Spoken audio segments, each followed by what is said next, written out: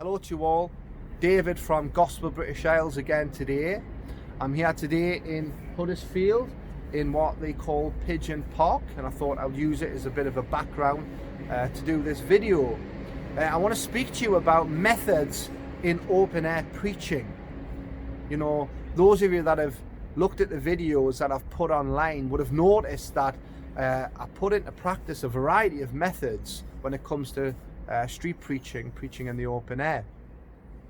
One of the methods that I practice is probably the most common form of street preaching that you see, which is simple, which is to go out into a busy street, a town, find a suitable location, open up your Bible, read from it, and preach in the hearing of the people who happen to be there, who are walking by, shopping and buying a coffee or doing whatever they're doing out there. Often when we do that form of evangelism, we take others out with us to hand out tracts and to witness one-to-one with people. Now that's one method of evangelism that I practice, and that many others practice also.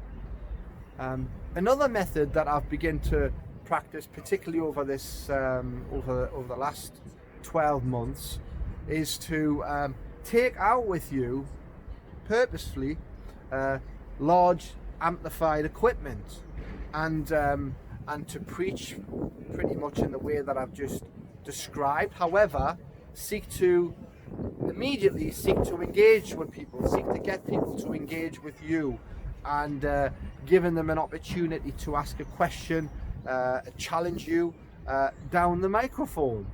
I found that very effective, particularly when it comes to getting people to stop and engage in the work that we do out there in the open air. Another method that I've been practicing and thinking a lot about is to go out into your busy street or your town, find a suitable location like normal, and to purposefully spend time in getting people's attention, getting people engaged, hooking them somehow, and purposely seeking to draw a crowd. So those are the different forms of evangelism, and of course the overlap. But I want to speak a little bit about them now. There's reasons why I've gotten to the point where I feel as though it's vital that we get people's attention. As I've been now doing evangelism in the open air for coming up 13 years or so, I've found that the people of Britain and also Europe, America and many other places are incredibly indifferent to the things of God, the Bible, the gospel. Most people don't care about our message. They don't care about the Bible or the things of God. They care about the things that they care about. They care about their own interests, their own hobbies, and things that they like and things that they feel are important to them. And therefore, the mass majority of people just walk on past and take no notice, practically no notice whatsoever of what we are doing in the open air while we're out there, particularly when we are using the first method that I mentioned, where we go out and we just preach in the hearing of people as they're walking past. Most people don't care and totally ignore. And so I've came on a journey with it. I'm so blessed that when I was first converted to Christ, that I was taken out on the streets by an evangelist who unfolded his banner and preached in the hearing of people and give me an opportunity to go out with him, to witness, hand out tracts, and eventually handing his banner to me for me to preach and proclaim the gospel. So I'm very blessed by that and that introduction into evangelism that I had.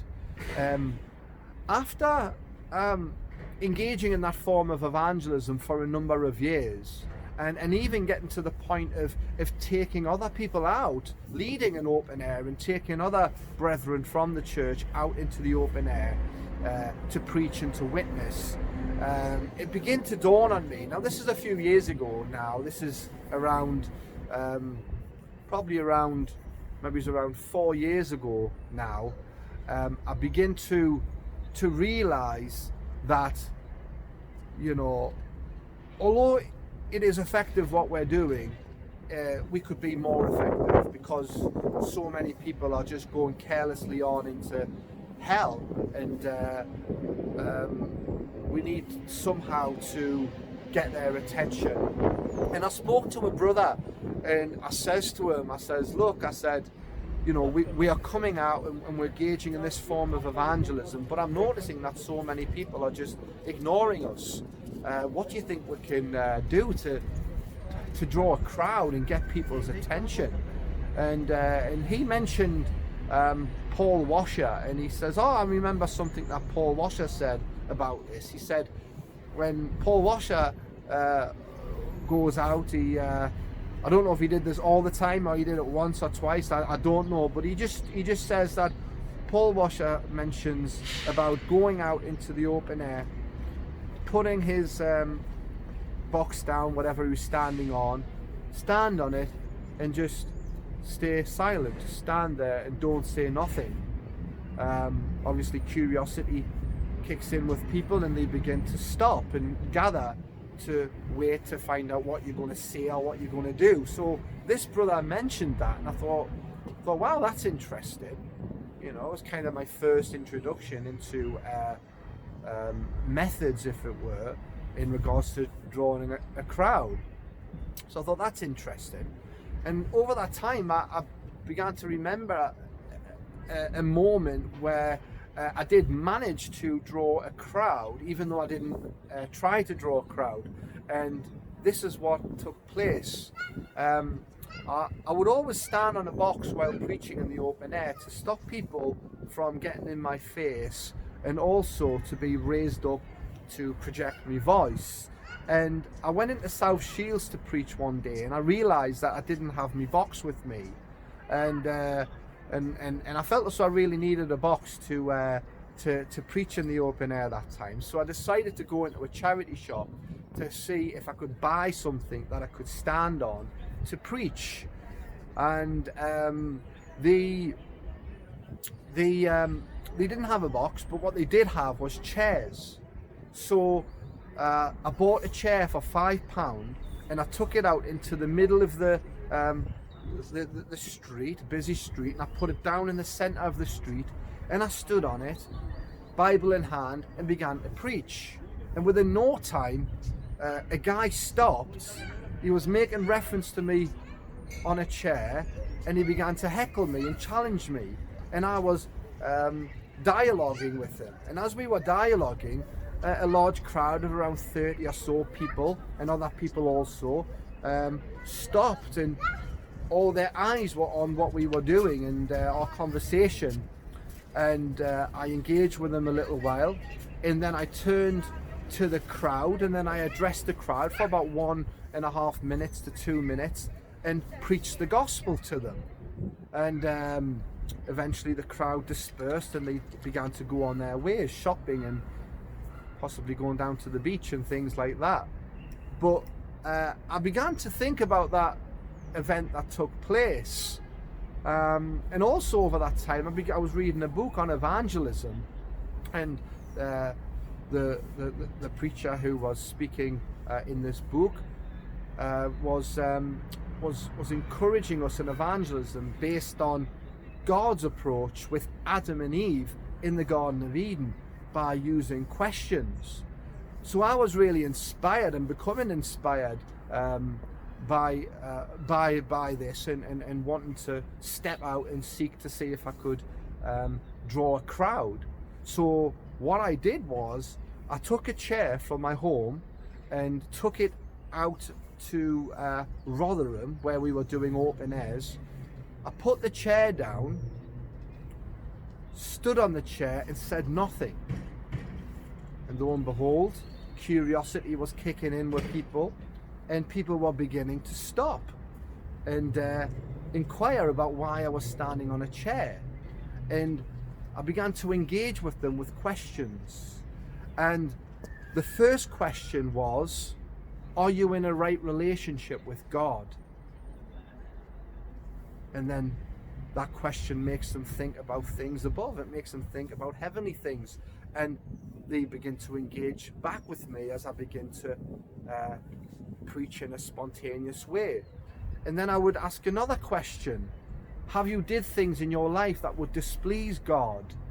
And again, they would think about what I've just said, and then we will be engaging on the subject of sin. And I had a third question. Where do you think you will go when you die?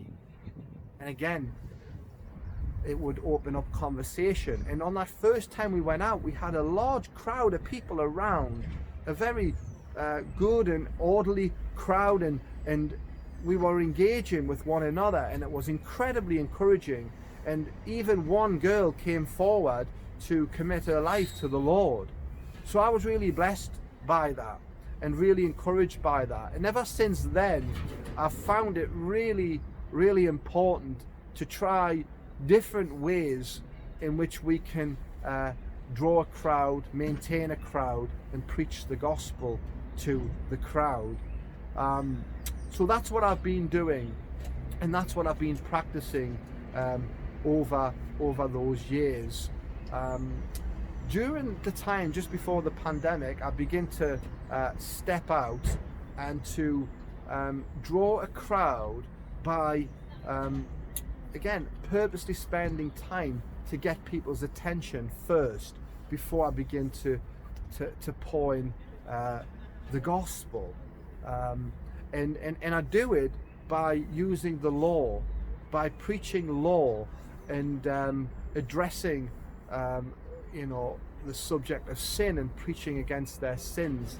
And I found it a very effective way of drawing interest, drawing a crowd, so that we can preach the gospel to them. In fact, John Wesley used to put this practice into place. John Wesley used to give a general declaration of the gospel, and then he would preach the law in the strongest manner necessary, and then he used to intimate the gospel into it, but holding it as it were afar, and then when the time is right, when the law has really been preached and people understand and feel their sin and their need of God, to pour in the gospel.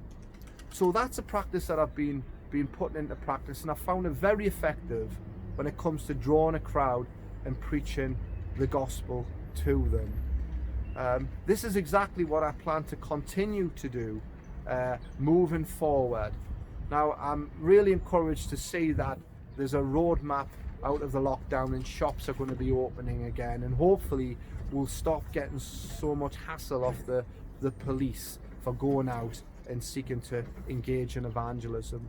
So I wanted to share that with you. I wanted to relate to you about this subject, and I hope what I've shared would encourage you and hopefully inspire you in your own journey in evangelism and preaching. So God bless you. Keep us in prayer as we continue to go out into the highways and byways and share the gospel. So yeah, be encouraged. God bless.